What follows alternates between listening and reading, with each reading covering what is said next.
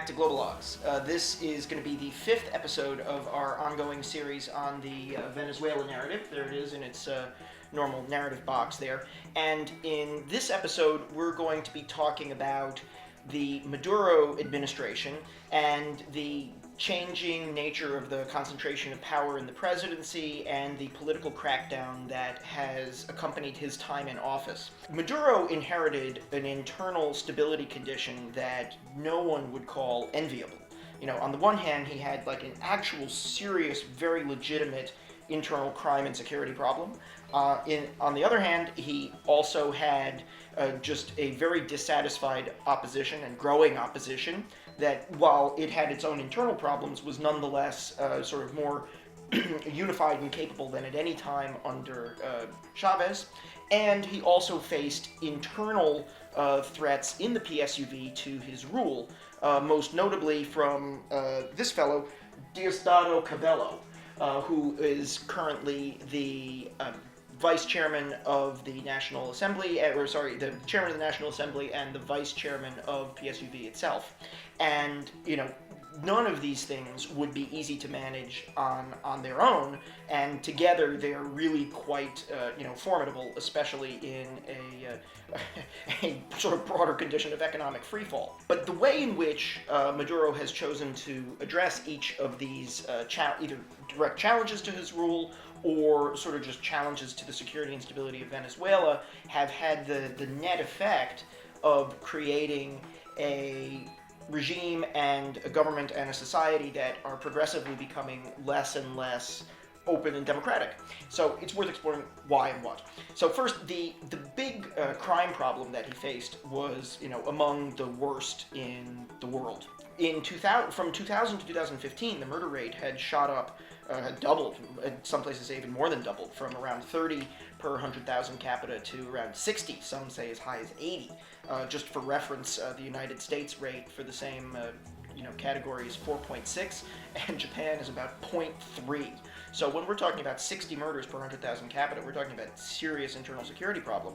And according to the Venezuelan Directorate of Criminal Prosecutions, only about 2% of important crimes in Venezuela are even brought to prosecution, let alone resulting in convictions.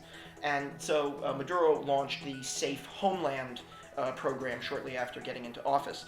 And this, always when you concentrate an additional amount of a security apparatus under the direct control of the president, in any situation, you end up with an ability to crack down on political opposition more easily. Secondarily, after his election under, shall we say, less than fully agreeable circumstances to everybody in Venezuela, the protests against him by the Justice First party and just by the sort of larger, center-right coalition arrayed against him never really went away completely. And starting in February of last year, after the death of a former Miss Venezuela, they burst out into the open and became actually quite violent, both in Caracas and in other cities and in the surrounding state of Miranda. And security forces were called out, and actually several dozen people were killed. And this galvanized not only his supporters to be more hardline, but also him to be more hardline. And during this time, it's also worth pointing, in fact, previously to this, he had received authority from the National Assembly to rule by decree with the sort of inartfully titled Enabling Act. And this extended once from November of 2013 to November of 2014, a full year, and then was renewed in March of this year, of 2015, through the end of the year. But all of these means together had, as I said, the net effect of stifling opposition and making people more worried about speaking out against the regime, as they tended to find themselves on the wrong side of prosecutors.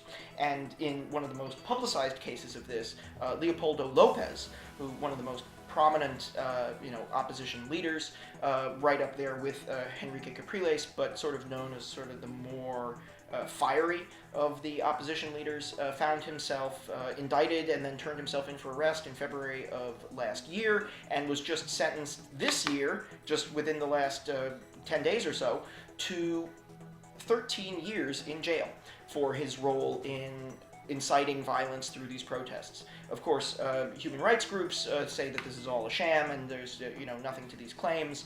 The Venezuelan government says he was violent and dangerous, but it's also worth pointing out that he is from one of the most prominent families in Venezuela, and his status points to a sort of broader problem that the opposition has, which is that even though all of this sort of opposition to Maduro in particular and the PSUV in general is growing, the opposition is tarred by this sense that it's a kind of elitist project, and the PSUV, for all of its faults, is still associated to stand with, the little guy, and that means something, and that's not going away that easily.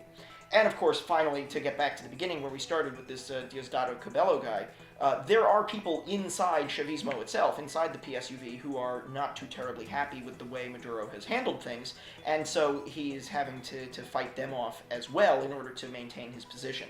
And when all of these things combine together, like legitimate actual security concerns inside the country that necessitate an increase in security crackdown, plus growing now violent protests against the government by opposition candidates, and internal fractures within your own party, it becomes very, very difficult, if not almost impossible, to maintain complete absolute openness in political and social institutions, and Maduro has not.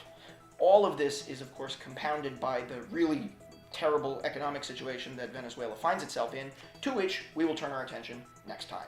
Thanks a lot. If you like this video, please like, subscribe, do all those other things, and we will see you again next time. Bye-bye.